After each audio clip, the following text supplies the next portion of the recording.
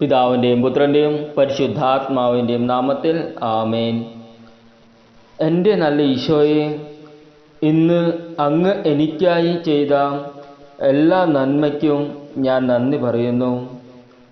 എൻ്റെ കാലുകൾ ഇടരാതെ അങ്ങ് എന്നെ പരിപാലിച്ചു. അങ്ങ് എന്നെ ക്രമപ്പെടുത്തി വഴി നയിച്ചു.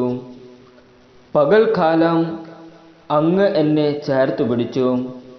എൻ്റെ കണ്ണുകൾ നനയാതെ അങ്ങ് എന്നെ പരിരക്ഷിച്ചു.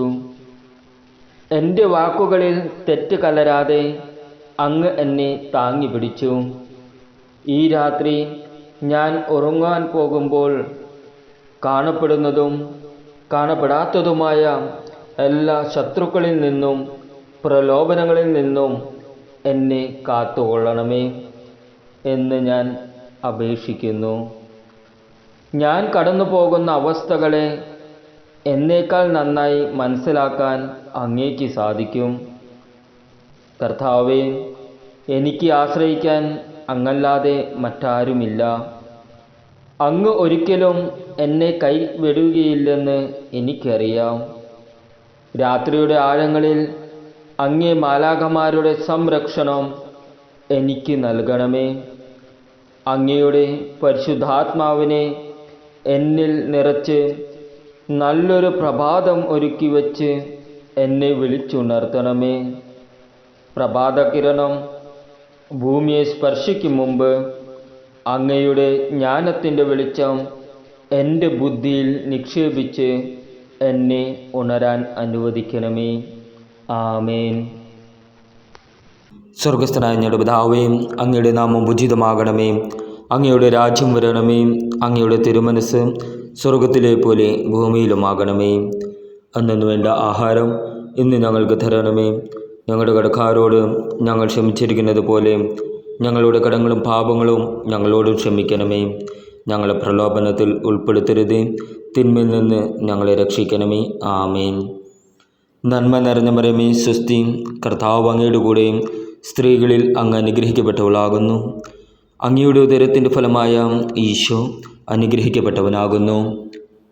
പരിശുദ്ധ മറിയമേ, തമ്പുരാൻ്റെ അമ്മേ, പാപികളായ ഞങ്ങൾക്ക് വേണ്ടി എപ്പോഴും ഞങ്ങളുടെ മരണസമയത്തും തമ്പുരാനോട് അപേക്ഷിക്കണമേ.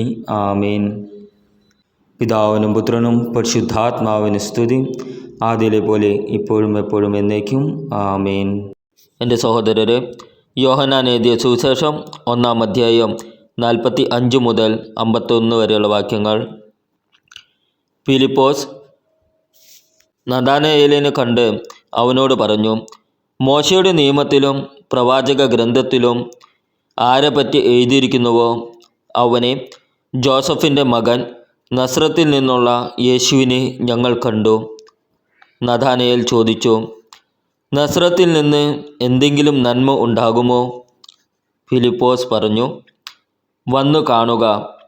നഥാനയേൽ തൻ്റെ അടുത്തേക്ക് വരുന്നത് കണ്ട് യേശു അവനെ പറ്റി പറഞ്ഞു, ഇതാ നിഷ്കപടമായ ഒരു യഥാർത്ഥ ഇസ്രായേൽക്കാരൻ.